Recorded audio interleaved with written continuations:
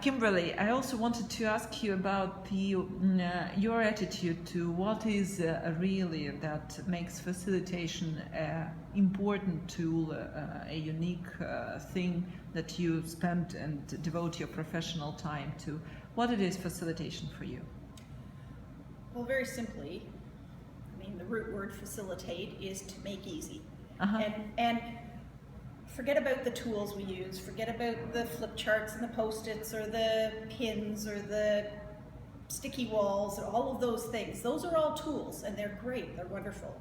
But the bottom line is we are there to help groups of people make better decisions, make more sustainable decisions, make decisions that are built on the wisdom of everyone involved. And whether that's in a business, whether that's in a school, whether it's in a community, whether it's a team, whether it's in a country, bottom line is that our job, our role is to help that group of individuals make a better decision. And yes, we can, you know, some of us can use top methods and some of us can use pinpoint methods and some of us can use dynamic methods, etc. That's great. I personally use a little bit of a lot of different methods because I like to see what the needs of the client are and then design a process specific to their needs.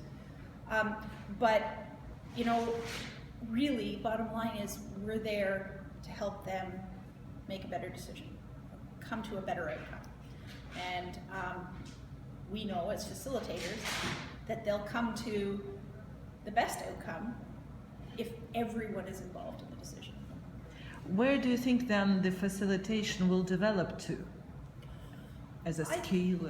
Yeah, I think that there will always be a role for the professional facilitator. But that will be a more specialized role. People, I envision, my favorite future look is that we will have a society full of facilitative leaders, facilitative businesses, facilitative communities, that the concept and the process of facilitation, the ideals of facilitation will be used universally, but that there will still be a recognition and an understanding of when, you know, for this decision, even though we use facilitation and facilitation ideals all the time in our company, for this decision we need an independent third party to walk us through this process because we're too close to it. Or maybe because all of us need to be 100% in the process and none of us can be worrying about guiding the process. You know, all of us have to be involved in the decision making. So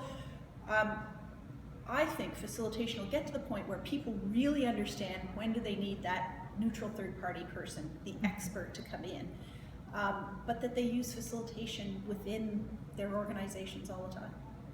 What would you then wish our business leaders, our facilitators who develop this philosophy, this way of thinking and working with the teams, what would you wish them to for the future?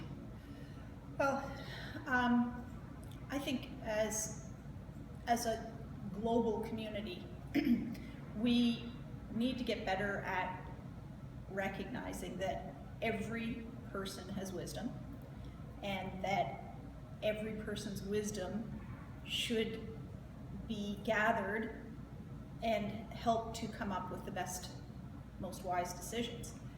We're not even close to being there yet. So I think it's all of our missions to help our leaders, community leaders, church leaders, business leaders, country leaders, educational leaders, everyone to understand that concept. If we can embed that concept into the world psyche, I think we'd be in a much better place. Thank you for giving us your time, Kimberly.